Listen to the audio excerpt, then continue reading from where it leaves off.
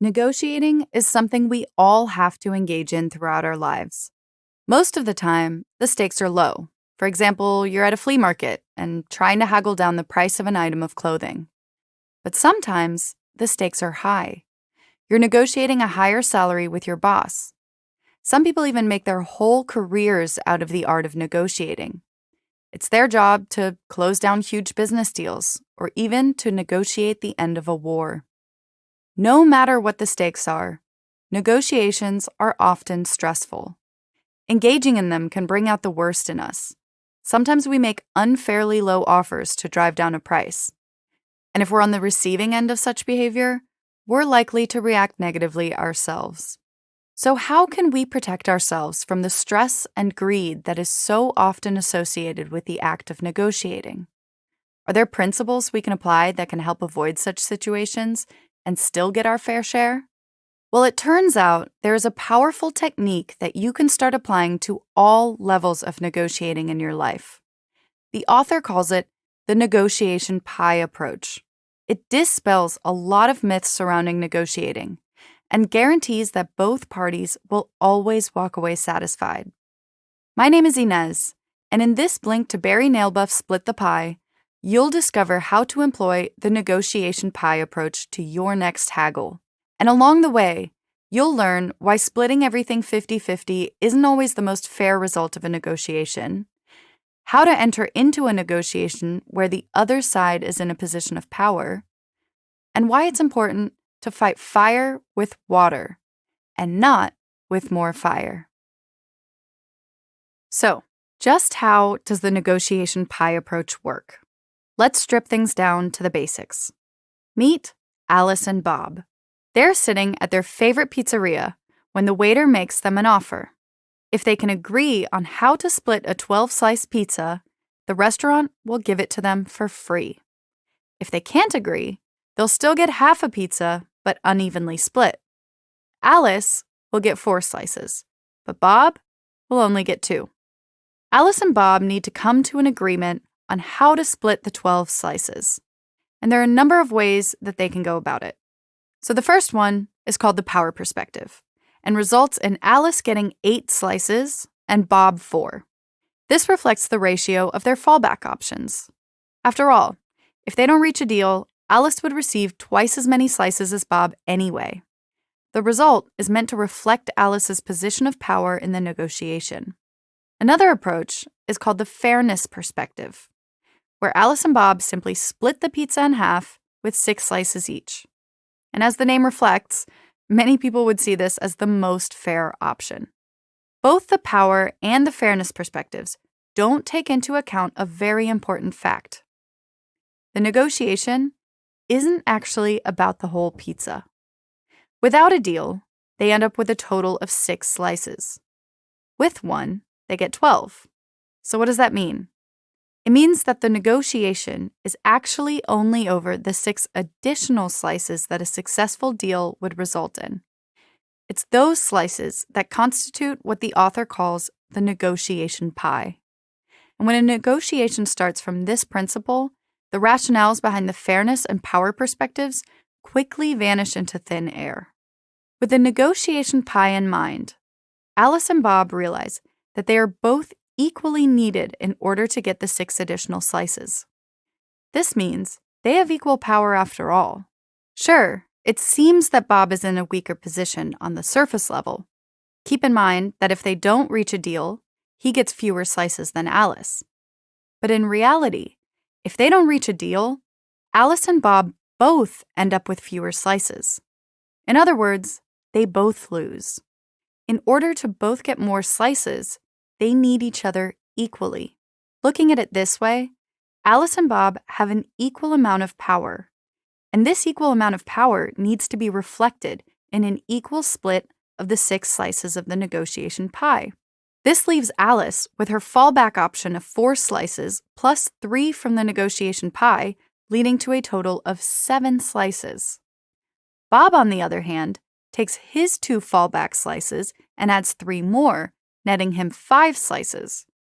By using the negotiation pie technique, they are both winners. Now, some of you might be wondering why splitting the whole pizza 50-50 isn't the most fair option. I mean, Alice and Bob are getting a free pizza here. But on closer inspection, a 50-50 split isn't always as fair as it seems.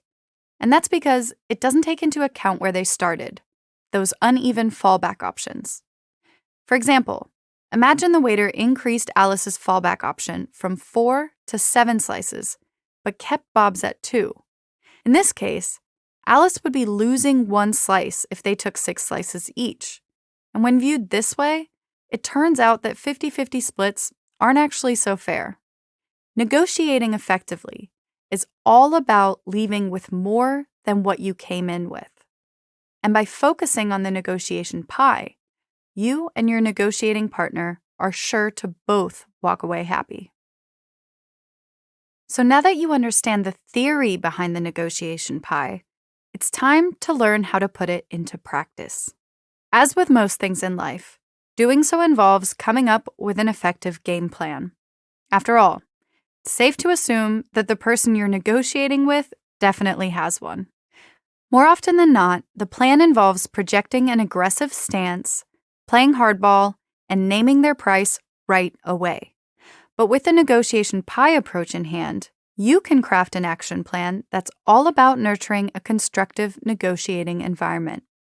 The most important part of your plan is to figure out where the other side is coming from. Ask yourself, are they coming into the negotiation expecting a 50-50 split?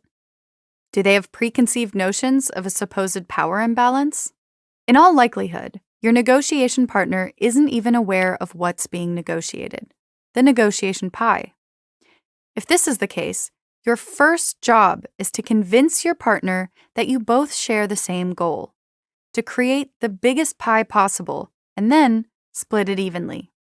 Your goal here is that you both enter the process in good faith and with a common purpose. And if this is successful, you can then focus on figuring out how to make an even bigger pie rather than worrying about your partner trying to trick you. Now, explaining the merits of the negotiation pie is easier said than done. Sure, if you're negotiating with someone who views you as being in a position of power, they'll likely be receptive to what you have to say. But if the other party sees themselves as having the advantage from the get-go, they might be harder to convince. It's your job to help them see the light before the negotiations begin in earnest. And to see this in action, let's go back to Alice and Bob. This time around, they've left the pizzeria and are deciding to invest together. Alice has $5,000 to invest, and Bob has $20,000. If they invest alone, Alice would get a 1% return, and Bob 2%. However, if they pool their money together, they can get a 3% return, and both make more money. Bob proposes that they split the total interest generated proportional to their investments. But this makes Alice unhappy. It seems that Bob hasn't grasped the principles behind the negotiation pie. Alice then asks Bob to imagine the result of such a proportional split if they invested together, but the interest rate stayed at 2%. In other words, it's the same interest rate that Bob would have received anyway if he'd invested alone.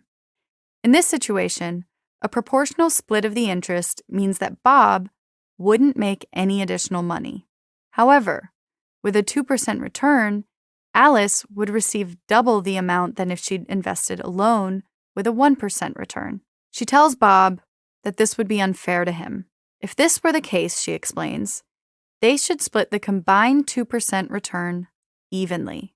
In other words, she would divide the negotiation pie down the middle so they'd both make slightly more money. By reframing the numbers, Alice convinces Bob of the error of his ways. He can't defend a proportional split that benefits him in one situation, but not in another. And so he accepts Alice's suggestion, and they decide to split the 3% return evenly. Alice's logic here is brilliant, and it's something you should take into consideration if you're having trouble convincing your negotiation partner of the merits of the negotiation pie. Instead of explaining why a proportional split is unfair to you, Show how it would be unfair to them under different circumstances. The secret here is not to ask someone else to put themselves in your shoes. It's to get them to stay in their own shoes, but make them realize just how uncomfortable they are. Now, you'll inevitably run into situations where your negotiating partner is acting like a bully. You try to get them to see the light by explaining the principles of logic and equality behind the negotiation pie, but they don't buy it. They've arrived at the negotiation with a fixed notion of what is rightfully theirs, and it's their way or the highway. Now, there are a number of techniques that you can employ to try to get the other party to see the light, but one thing you should definitely avoid doing is fighting fire with fire. If the other party offers an ultimatum, you should never sink to their level and fire one back at them. This only has one possible outcome: to decrease the chance of a deal being made. Instead, your goal should always be to bring out the rational human being inside your negotiating partner. It's often the case that people project arrogance when they negotiate as a defense mechanism, but underneath that bullish exterior might be someone who just needs a nudge in the right direction. So instead of fighting fire with fire, fight fire with water. Try to de-escalate the situation and put out that fire entirely. Now, one way to get them to see the light is to make them doubt their own ultimatum. Let's return to Alice and Bob to see this in action. Alice wants to sell her company to Bob, but is acting bullish. She refuses to budge from her figure of $25 million. Bob explains the merit of growing the pie together and reaping the benefits, but for whatever reason, Alice sticks to her guns. It's her final offer, and it's not open to negotiation. Now, Bob decides to ask if $26 million would be acceptable, hypothetically speaking. Alice, while confused, responds positively and asks if Bob is seriously making an even higher offer. He explains that he's not making a higher offer, but asking if it would hypothetically work. Alice, again, says yes. What Bob has done here is so clever. He's shown Alice that her final offer is not so final after all.